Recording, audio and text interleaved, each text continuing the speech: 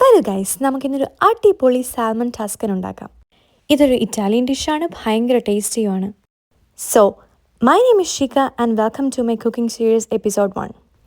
ആദ്യം നമുക്ക് വേണ്ടത് ഓഫ് കോഴ്സ് നമ്മുടെ സാൽമൺ. അത് കട്ട് ചെയ്ത് വൃത്തിയാക്കി കുറച്ച് സോൾട്ട് ആൻഡ് പെപ്പറും ആഡ് ചെയ്ത് മാരിനേറ്റ് ചെയ്ത് ഒരു 5 മിനിറ്റ് വെച്ചതിന് ശേഷം നമുക്ക് ഫ്രൈ ചെയ്തെടുക്കാം.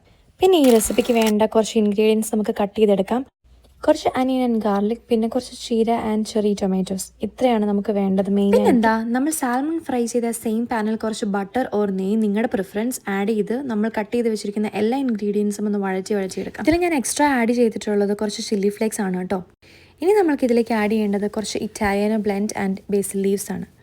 എന്നിട്ട് ഇത് എല്ലാം കൂടെ മൊത്തത്തിൽ വഴറ്റിയെടുക്കണം. ഇനി നമുക്ക് വേണ്ട മെയിൻ സാധനം നമ്മുടെ ഫ്രഷ് ക്രീമാണ്, ഹാഫ് ആൻഡ് ഹാഫ്. ഇനി നമുക്കിതെല്ലാം കൂടി ഒന്ന് ഇളക്കി മറിച്ച് തിരിച്ചെടുക്കാം.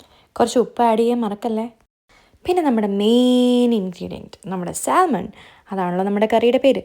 സാൽമൺ കൂടെ ആഡ് ചെയ്ത് ഒന്ന് ജസ്റ്റ് തിളച്ച് വരണം കേട്ടോ. ഇത് അപ്പോഴേക്കൊരു സ്മെല്ല് വരുമ്പോൾ അടിപൊളി.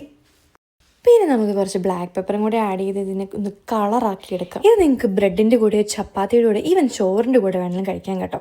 ഞാൻ കഴിച്ചത് ബ്രെഡിൻ്റെ കൂടെ, അതും ഹോം മെയ്ഡ് ബ്രെഡിൻ്റെ കൂടെ. അതിൻ്റെ റെസിപ്പി വേണമെങ്കിൽ കമൻറ്റ് ചെയ്യൂ. അപ്പോൾ ഓക്കെ, ബൈ ബൈ.